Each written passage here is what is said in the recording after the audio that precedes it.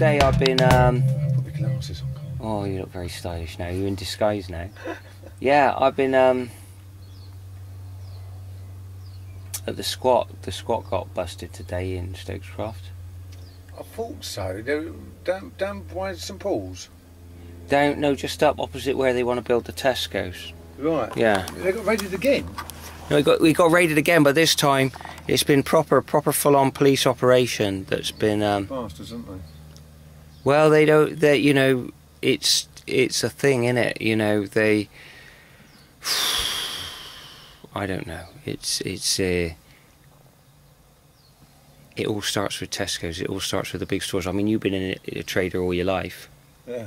And I've been I've been a market trader I started in about 1980, and I saw this whole period when basically they privatised all the markets, so all the markets disappeared. The rents got so dear, and then it closed it down, and then Tesco's and the like Came along and just fucked up society, basically. yeah, and they I mean, that's the end core. Sunday trading, like all the individual blokes used to get. We lived in Blackpool before we came up here. We lived in Blackpool for about 8.5 years, and when we went there, before we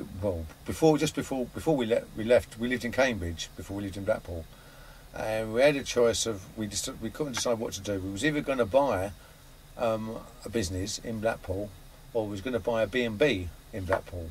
Yeah. So we tossed up. Oh, we were just going to go and fuck off on the road. Yeah. So we thought, right, well, no, we won't go and live on the roads yet. We can do that when we get a bit older. And then we thought, right, I would be all right with a B&B because I've worked in many B&Bs all my life as well. Do you know what I mean? In the hotel game,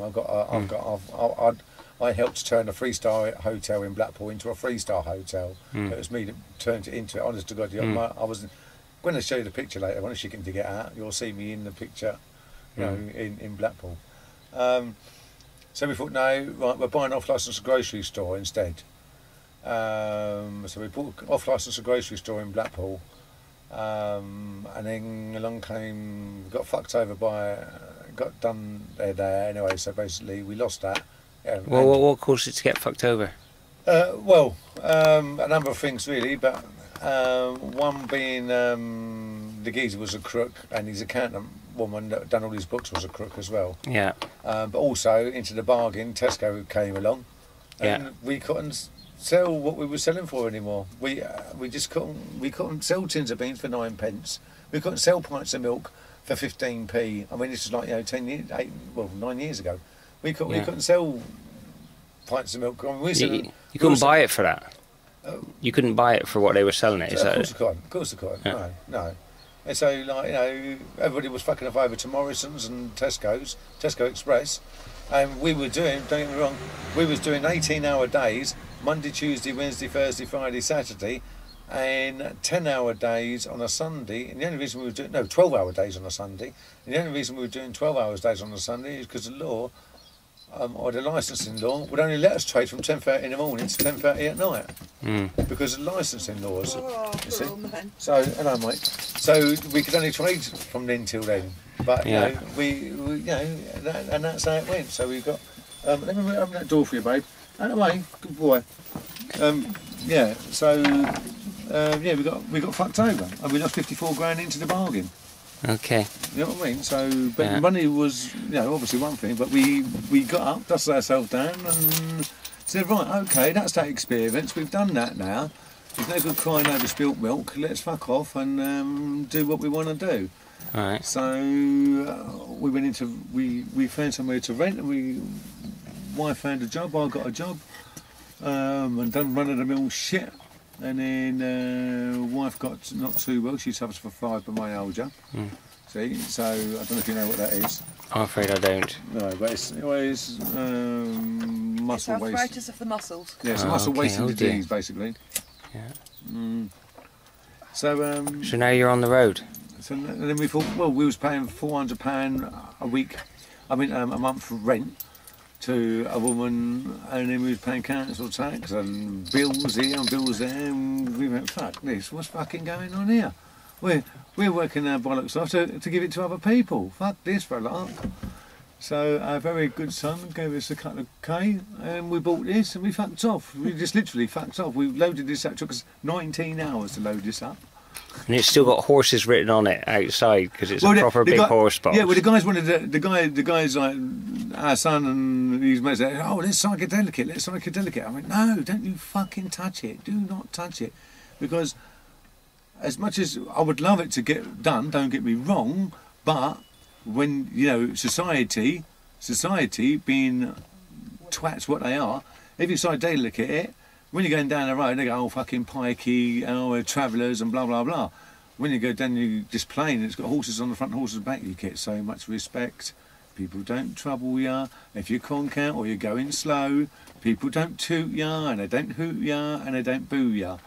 And they understand. They think you've got horses in the back, and they give you so much respect, and you get waved at and said hello to. It's a completely different scenario, isn't it?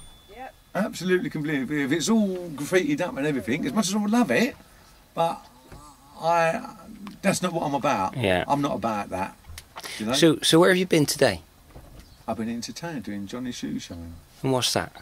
And Johnny's Shoe Shine is, I'm trying to revive an old tradition of where you clean people's shoes like they do in Mombasa and in the third world countries where there's hundreds of them. But I mean, England has gone short of them. They don't exist no more in England, and I will bring it back if I can.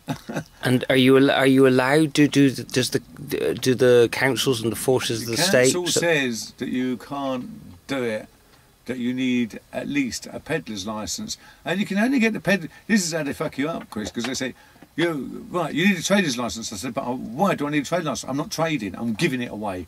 Right, then you need a peddler's licence. All right, where do I get a peddler's licence? Why do I need a peddler's licence? I'm still giving it away. So they say, but you have to get a peddler's licence from the old bill. So you went to the old bill shop just for the fun of it and said, well, how'd you get one of these peddler's licence?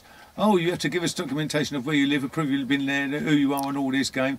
And then we send it into the council, and then the council decide whether you get it or not. So well, why the fuck don't I just go to the council then? Why did the council say you've got to go to the old bill? Well, how much is it? It's £12.25 for the year. Why do I want to? I don't even want to pay 12p for it, because I'm giving it away. It's a free service. It's a freebie. If people choose to make a donation, but far be it from me from stopping them. I cannot tell people what they want to do with their money. It's their choice. So do you generally, does it all go smoothly, or do you get moved on? No, I've only once they came, and that was because there were some ponces on the, I know it was some ponces who got a bit jealous because I was probably making a bit more money than what they was on the posh farmers market up there on a Wednesday. Yeah, I've been up there on Saturdays. I've never had no problem with the other traders up there on a Saturday market up there. And they don't say nothing. They come and chat to me, and they think it's a bloody blinding idea, but it's just a posh farmers market. As I think, oh, you're treating they don't know you haven't got a licence, but they say, oh no, we don't want riffraff here. They consider you riffraff. Okay, and have you been a trader all your life? Yes. Absolutely. So how old were you, and when did you start? I first started, I'm 48 now, and I started when I was about 6.5 years old. And where was that? In Chapel Street Market in Islington, in North London. And my first thing I used to do there is I used to pull out what's known as the barrows, the stalls, but we never called them stalls in them days. It was always called the barrow, although it was pronounced B-A-R-R-O-W, but from the East End we just make it as a B-A-R-A, a barrow, you see. And I used to get approximately 50p for everyone I pulled out and 50p for everyone I pulled back in. And then I used to work, when I was a bit older, about 7, 8, I used to also work on the stalls in Chapel Street Market. I used to work on the fruit and veg stall, the fish stall, the stalls that sell like washing powder and talc and cosmetics, household goods stall, and I used to earn a fortune. I was the richest kid in my class, in my school. I'm talking about my class, my school. I was the richest kid because then when I was about 9, I went to William Tyndale School in Islington, which is in Upper Street, and I used to do simultaneously, and I mean simultaneously, a paper round, a bread roll round, and a milk round. I used to have a bag of rolls on me, bag of rolls on one shoulder, and a bag of newspapers for delivery on the other paper, on the other shoulder, and then I used to carry the milk things round and deliver milks, newspapers and bread rolls all simultaneously, and I used to have 3 different wages because I was getting paid for all different 3 of them.